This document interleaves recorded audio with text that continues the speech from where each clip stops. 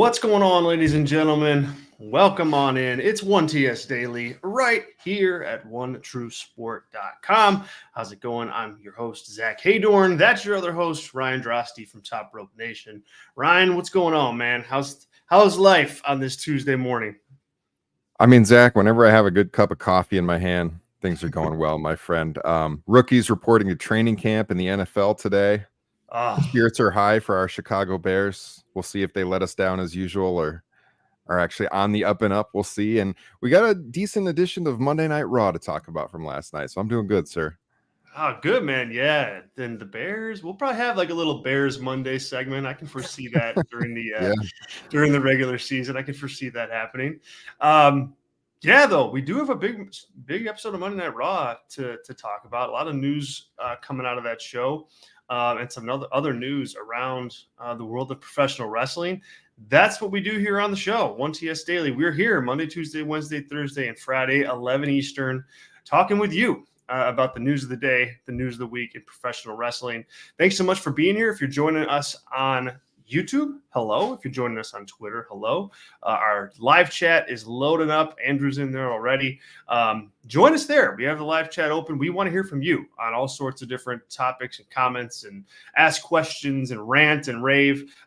There's your spot to do that. If you're able and willing, we'd love for you to send us a super chat question or a super chat comment. It definitely helps out the show. It helps us out. It helps us keep growing this show, 1TS Daily, but also One True Sport as a platform too. So drop us a super chat if you can do that. If you haven't done so already, take a look over at OneTrueSport.com. We are offering a wide variety of different membership opportunities and options to get you in the door to consume some other One True Sport content with legends like RVD, Kurt Angle, Medusa, and so many more other great hosts and co-hosts. So it's OneTrueSport.com. We've got a bunch of different membership tiers there for you. There's a wonderful merch shop that you can check out as well. Highly encourage you guys, head over there now and get that done. You'll be really, really happy that you did. If you're watching on YouTube and can hit like, that would be great. It helps us out with the algorithm that we constantly are trying to battle with and figure out.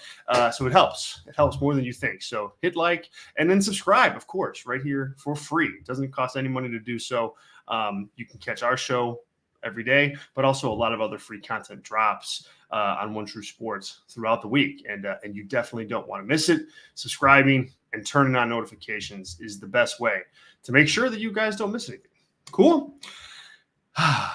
All right, business is taken care of. Ryan, we haven't talked too much about the Wyatt Sicks on the show, and this is a great time to do that because last night they were featured pretty prominently in a couple different ways on Raw.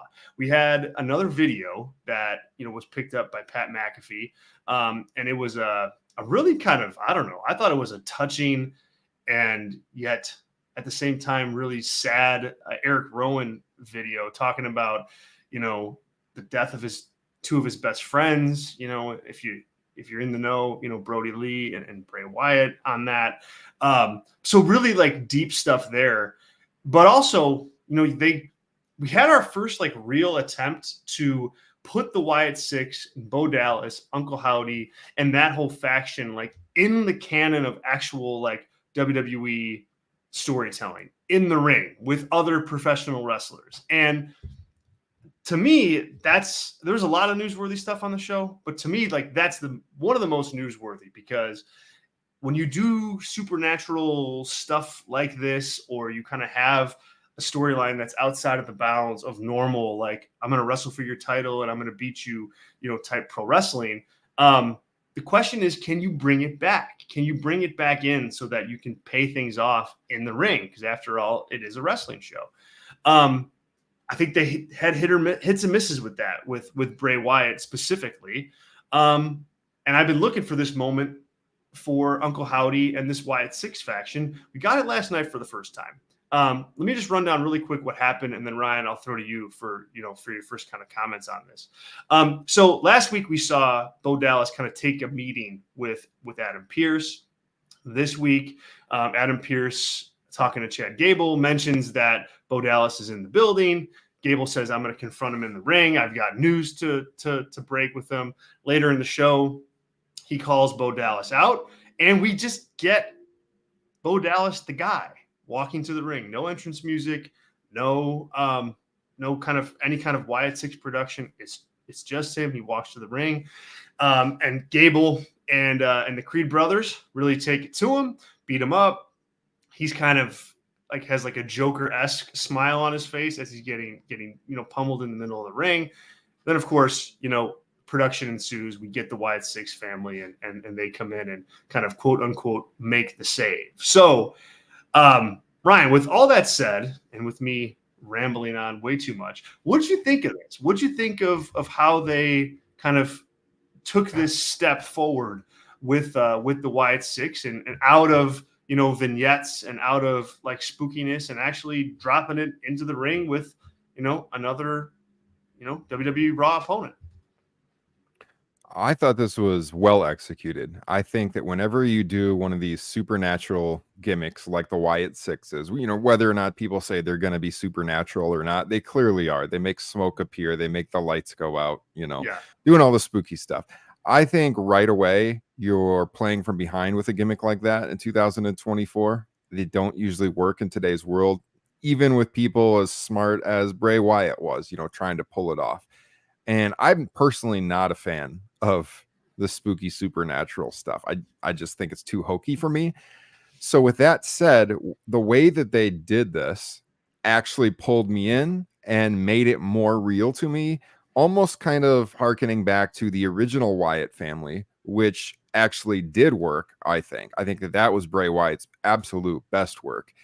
And it all comes down to one thing. If you're going to do the supernatural stuff, you have to do something else, and that is to humanize the people. They have to seem real to you. And that's exactly what they did with the Eric Rowan sit-down interview. It was like very similar to the Mick Foley ones from 1997, a peek behind the window at who this character really is in real life. So they humanized him.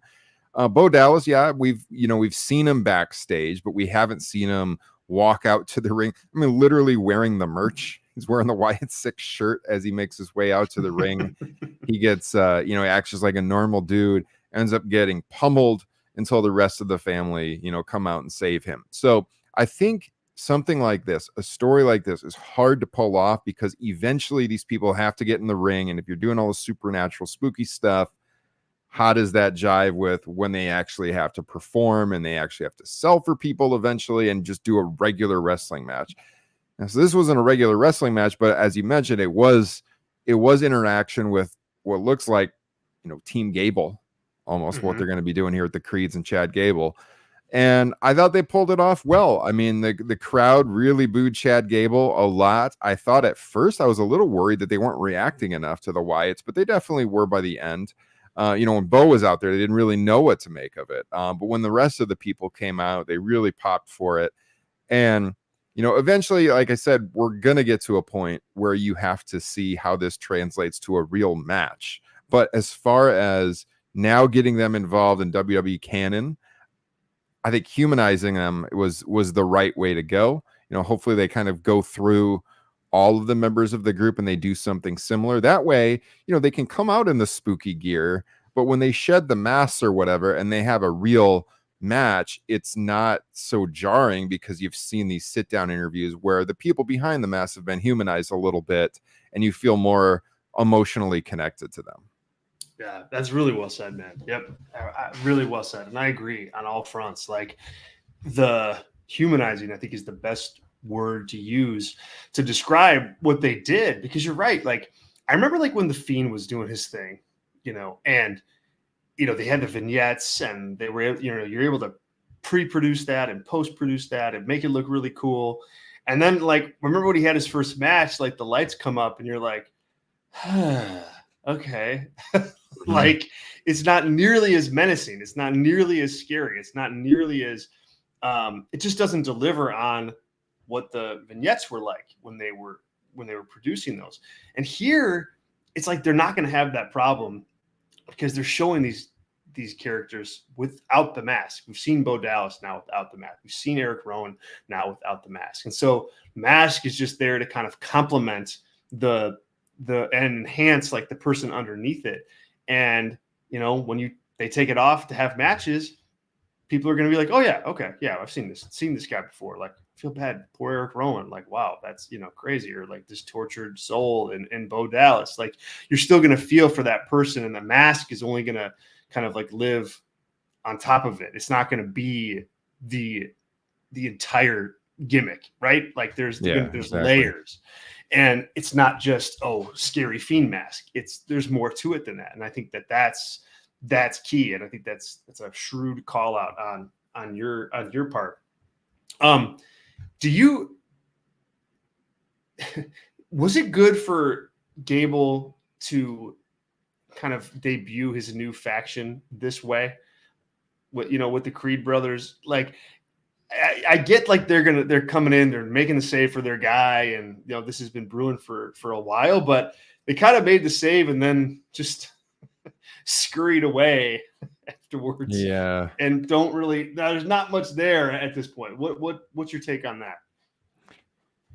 Yeah, I mean, I like that they're doing Team Gable, but you could definitely argue that maybe he's not the guy to be doing this story because of the pre-existing storyline with Otis and Maxine and Tozawa and everything, because now that seems a little muddled because you know pulling them in both directions. And definitely the Otis storyline has lost some steam, and that was one of the best stories going in WWE. Mm-hmm. And you know, they got into that with that backstage segment still, but it doesn't feel like the primary focus anymore. It feels like Gable's main beef now is with the Wyatt Sicks. And so I think it has been to a detriment of the other story they were telling. And so is it the right way to debut them? You know, I mean, looking back with hindsight, I'd maybe say that you should have picked somebody else to maybe for the Wyatts to interact with first, since he had a really engaging story going already. Yeah. Agreed. I mean, I think to give Gable props, I think he's playing the part pretty well with, like, now that he's in it, right? Now that you make the decision, all right, we're going to take him here. He's going to be the first kind of opponent for the Wyatt Sicks. I think he's playing it well. Like, he's playing it straight faced enough where it's not like goofy, but also I don't think he's like totally abandoned like the Chad Gable annoyingness either, which I think is key. But yeah, I mean, just kind of start off the Team Gable a bit on the wrong foot in terms of just like scared of a little smoke. Like the Creeds just bailed right away. Yeah, just like totally bailed on it. So I don't know. Well, I mean, it's not beyond repair, but at the same time, sometimes I think in wrestling, like, you know, you can't protect everybody. You know, like you got to pick, like, what's more important here, the Wyatt Sicks stuff that we're doing or Team Gable? And it's like, in this instance, if that's your choice, you got to make Wyatt Sicks, you know, look significantly better and you know, more menacing, more everything. And then figure out, you know, Team Gable after the fact. And the bottom line is too, I think this is leading to like a Team Gable, you know, some sort of Wyatt Sicks match at SummerSlam, I'd imagine. And it's a pretty good spot if you're Gable and the Creed brothers, especially the Creeds, who to this point really have done nothing since joining the main roster. Mm-hmm. Let's go to a match which they can't possibly be winning. So I mean, no, right? They are going to come out looking weaker, but hopefully it's, you know, because they're wrestling this group that's going to be booked very, very strong. Yeah, exactly. Oh yeah, and they have to be booked strong. So yeah, absolutely. Good morning to Eddie. What's up, Eddie? Thanks for being here. What's up, Phil? Hello. Thanks for joining us live, guys. If you're joining us here for the first time, we're here on 1TS Daily every Monday through Friday, 11 Eastern, talking the news of the day in professional wrestling, reviewing shows, previewing shows, all sorts of stuff. Don't miss it. So hit subscribe, like this video. It helps us out big time, and hopefully everybody comes on back tomorrow. Let's go to a chat here in regards to this from Andrew. Andrew says here, I love how they used grief and the loss of Bray to enhance this story and bring out Taylor's range, Taylor as in Bo Dallas. This might be more psychological than the Fiend as a whole. Exactly. Like the Fiend, it turned into just like a horror movie monster, more so than it did like a person, a person that's a pro wrestler. And so I think they just kind of like lost the thread at different times throughout the Fiend's existence. This is better so far. It's still attached to something that can happen in a pro wrestling ring.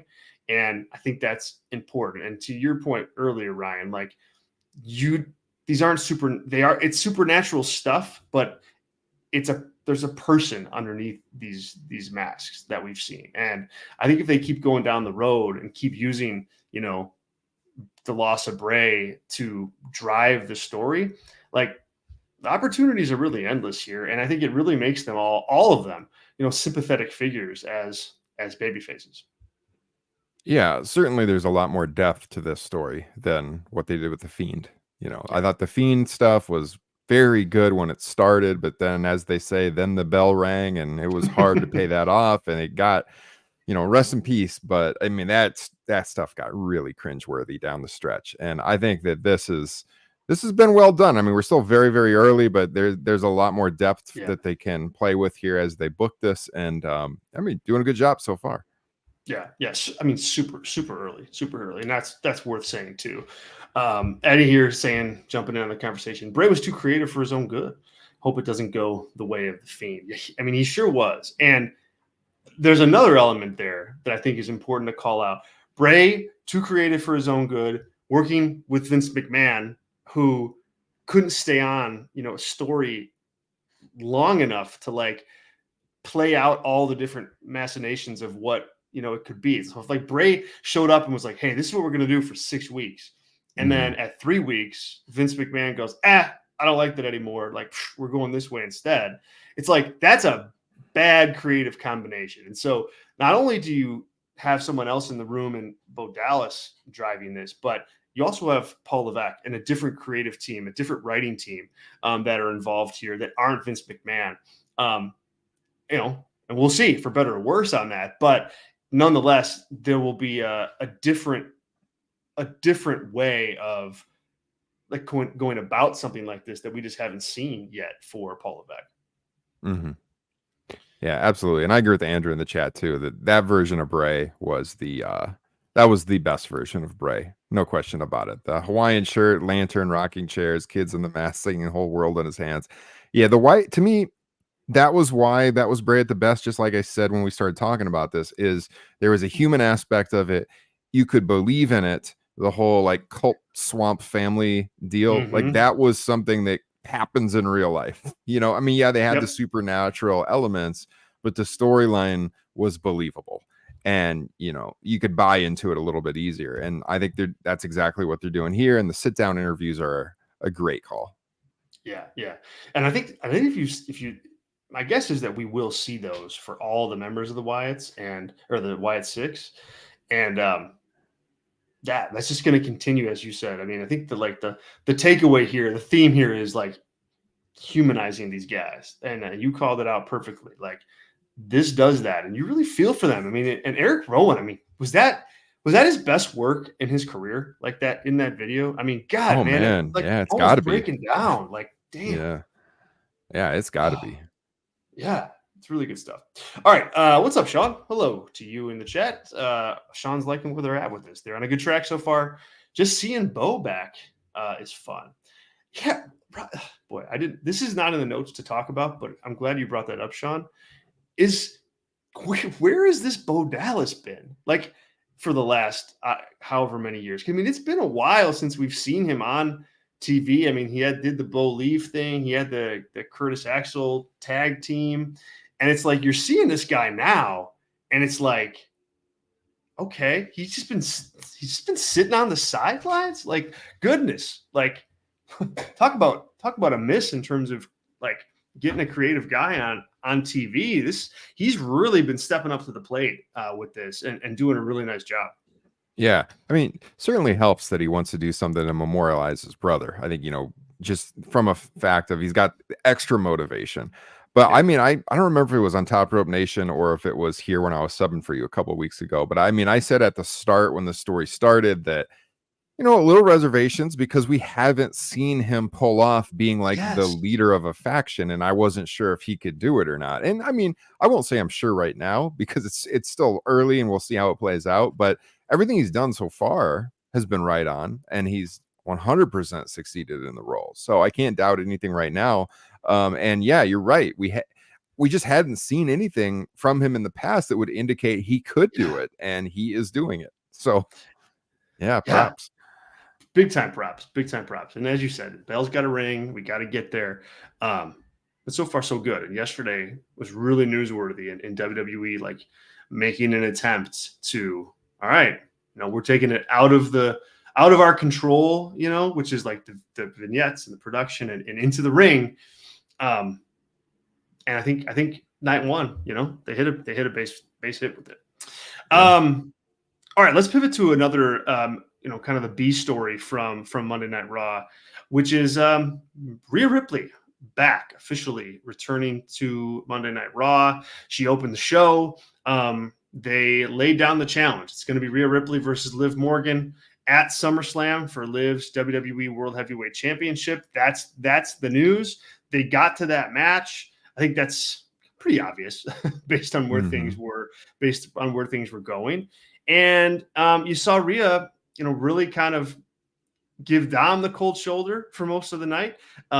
Dom went on a limb and said, "Hey, you belong to me." Rhea Ripley snaps back and says, "No, you're mine. You belong to me instead." That was a good line. So they're milking this thing. They're not gonna hit go on this fast. What'd you think? What'd you think of the follow-up with Rhea, Dom, Liv, the rest of the Judgment Day coming out of the angle to close last week's show? Yeah. Reestablishing that everyone knows Rhea is the alpha here in this situation by saying, "No, you're mine." I thought that was very good. Thought Rhea was really good, right off the top coming out. I like the dynamic of having Liv backstage on the screen rather than face to face and how they interacted in the opening segment. And then, just continuing to play up the whole Dominic Liv Morgan dynamic with her, getting on top of him and everything on the outside of the ring. And then Rhea, when he was wrestling Jey Uso, eventually taking the loss. And then Rhea storms out and Liv Morgan has to run off through the crowd, which, by the way, that venue, the Nutter Center, home of the first King of the Ring back in '93, talk about a lot of stairs to run up. I bet she was thinking, like, did you notice that? I was like, here we go. The way that place is built, holy crap, dude, there is a lot of stairs in that building. She had to run up. It was almost like 2 or 3 sections without the break to get to the top of that venue. That's what I noticed was the no break. It's like usually they have like, different like levels. Concourse, at least the venues here in Chicago they do. And that was like just like straight up on up. It's very similar to like Carver Hawkeye here in Iowa, where you enter at the very top of the building and then everything is built down into the ground. So she had to go up like dozens of flights of stairs to get out of there, running off. I thought that was really good. I like the detail. You see the image they're pushing now for SummerSlam with Rhea and Liv's face, and Rhea still has like the D+R written on her face. She's got the Dominic choker on still. And so, yeah, we'll see. Yesterday, you guys can go back in the archives and listen to this, but we talked about how this storyline might play out long-term and how they can get a few months of TV out of this before maybe doing a title change. But I mean, yeah, again, this is well executed. I thought the backstage segments were pretty entertaining with, Dom wondering what he can do and the other guys in the Judgment Day kind of teasing him along and everything. And I mean, yeah, Rhea's definitely going to get cheered by the crowd. That turn had already happened before her injury. We saw Damian Priest definitely getting cheered more by the crowd. So those two are definitely turning babyface, and you can envision this split happening in the Judgment Day long term, I think.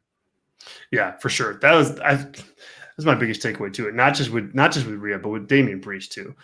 He had that kind of. We'll talk about that in a minute. His face to face with Gunther, but yeah, for Rhea, yeah, this is what I wanted to see.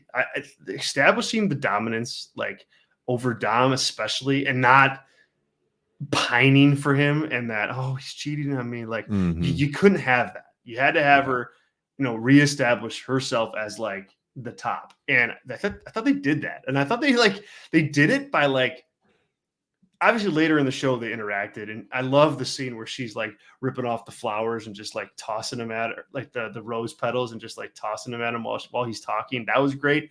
But they also had her completely ignore him, like at the start of the show where he walks out and he's trying to like, oh, mommy this and mommy that, and she's just ignoring him, focusing on Liv Morgan.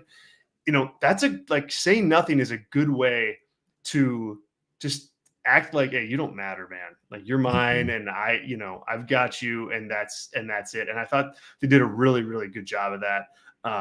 And it hides a little bit like where they're going with this. Is Dom gonna like help Liv win the title at SummerSlam? Is it gonna be on purpose if he does? Is he not? And is he gonna like really try to get Mami back? Like there's so much at play.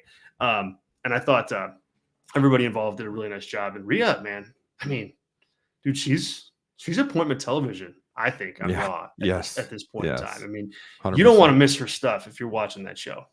No, agree. Let's see. Let's go back to the chat here.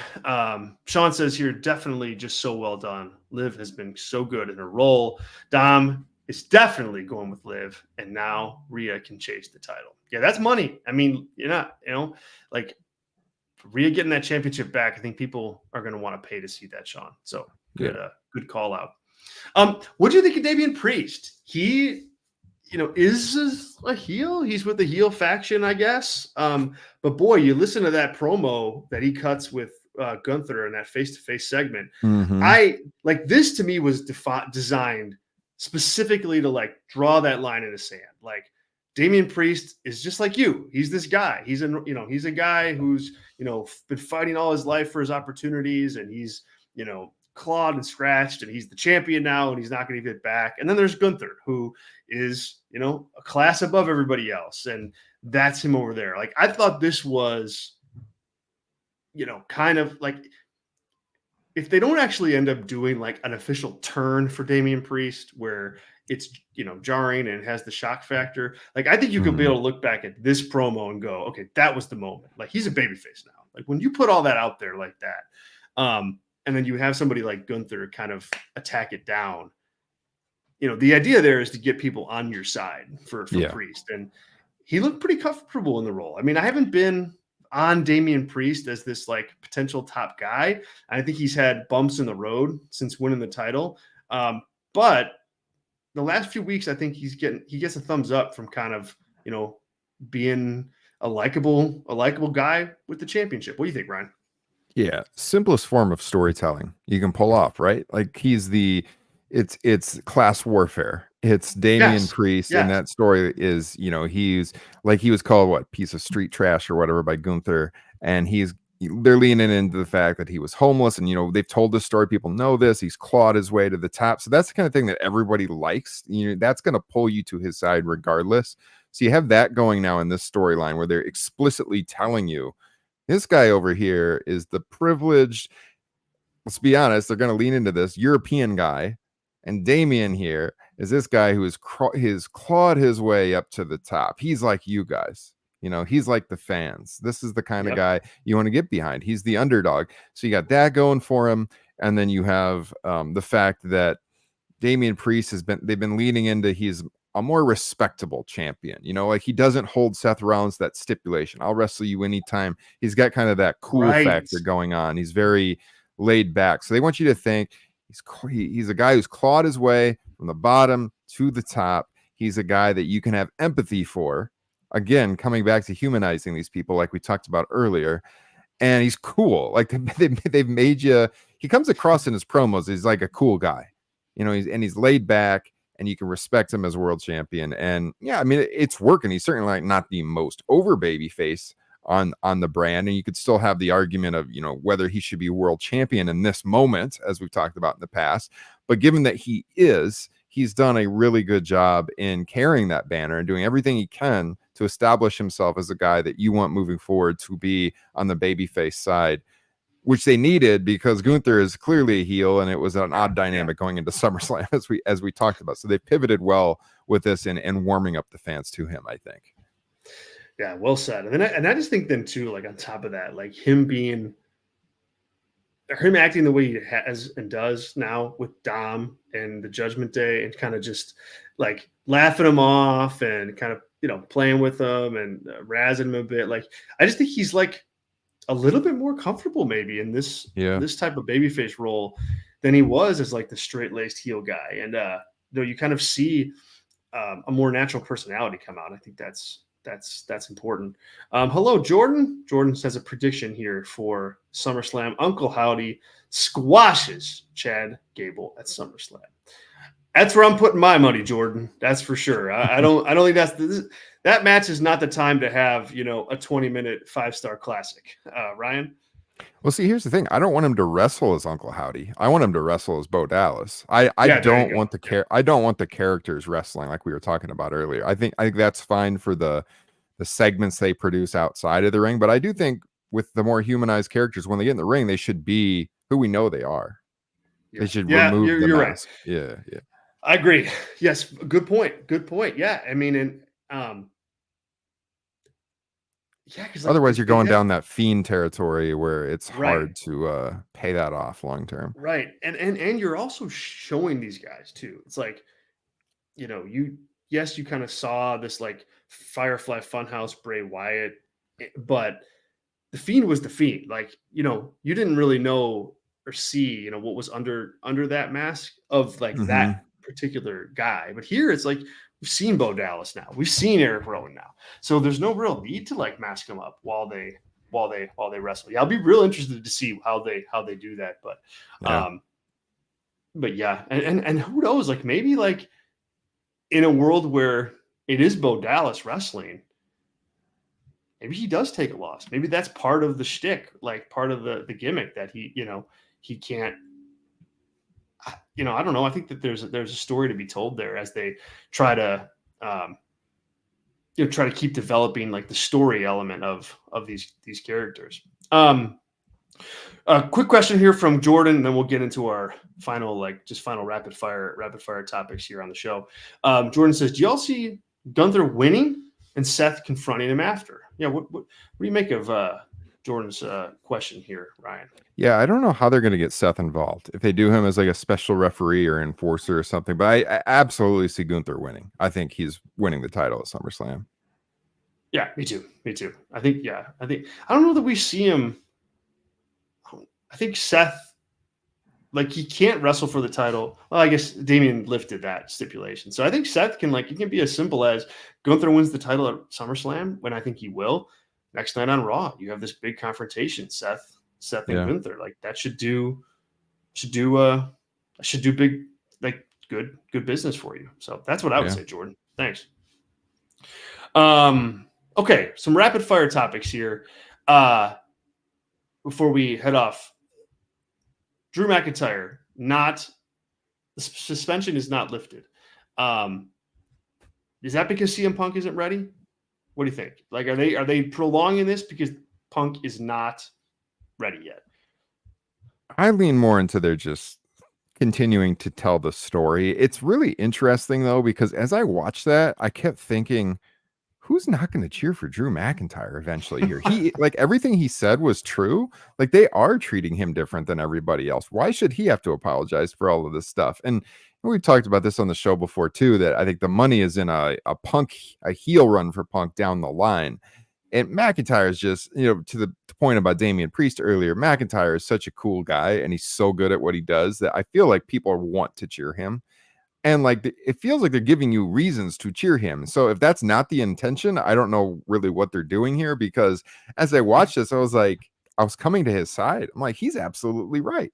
How many times has it said CM Punk has screwed him over and he's made a mockery of the referees and everything? And like, he's supposed to be out here groveling. Who would get behind that? So I don't know if that's if they're giving you the crumbs to eventually play into that direction or what. But I mean, I was left in that situation with like, man, as a fan, I want him to take out these people. Drew McIntyre was right here.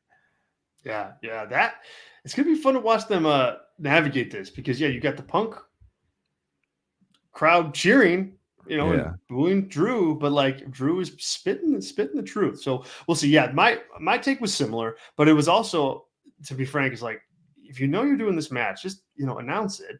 And maybe they just don't know whether or not Punk's gonna get cleared. My guess is he probably will, but we'll see. Last but not least here, guys, before we ride off in the sunset, just want to run down the NXT card for tonight. Obafemi is going to face Duke Hudson for the NXT North American Championship. That match was set up last week on the show. The Rascals are back. Wesley, Trey Miguel, and Zachary Wentz against Gallus. Javon Evans is going to take on Brooks Jensen. Jada Parker, Bronco Nima, and Lucian Price will face Meechin, Luke Gallows, and Carl Anderson in a mixed tag match. And then Roxanne Perez is going to be on the show addressing, I guess, her future. All they're promoting is an appearance from NXT Women's Champion Roxanne Perez. So that's NXT. We will we'll run that whole show down tomorrow right here on 1TS Daily. Fun show, guys. Thank you so much for being here. Thanks for contributing with the live chats. Always great to get your questions and get your comments.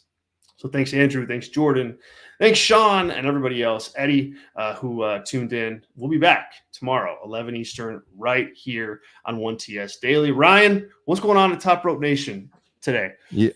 Yeah, we got a poll up right now for our Patreon supporters, kind of determining what our next classic show is. We go back and review on our Patreon bonus show, Top Rope Nation Classics. So that's coming for our patrons. We've got a new flagship coming this Thursday night, and a lot of discussion going on in our Facebook group. So if you go onto Facebook and you search Top Rope Nation Pro Wrestling Discussion, you can join the Facebook group. Otherwise, just help us out, support our YouTube channel, look us up wherever you get podcasts, and subscribe. Would appreciate that. If you like listening to me here on One True Sport, think you'll really like Top Rope Nation as well. Do what the man says. The work at Top Rope Nation is excellent. Guys, you can follow me on social media at Zack_Heydorn. I mentioned yesterday here on the show that my book, Stunning the Wrestling Artistry of Steve Austin, is back in stock on Amazon. So it's great to have that there. If you guys haven't picked up a copy, hope that you do. It's a book just about the wrestling artistry of Steve Austin, an in-depth look at his in-ring career. We got Kindle versions, versions, ebooks, all the versions, including like a paperback copy that you can pick up. So do that. Would love to hear your thoughts and appreciate that in advance. And we'll be live tonight on the Brass Ring Media YouTube channel. Talking a little NXT, talking a little bit Monday Night Raw, and talking AEW Dynamite as well. So that's over at Brass Ring Media. Cool. Guys, you can follow this brand at 1T Sport on Twitter. Make sure you've headed over to onetruesport.com to check out our membership options and check out our merch store. You're definitely going to want to do that and start sporting merch at all your favorite pro wrestling shows. Thank you in advance. Thank you guys for being here.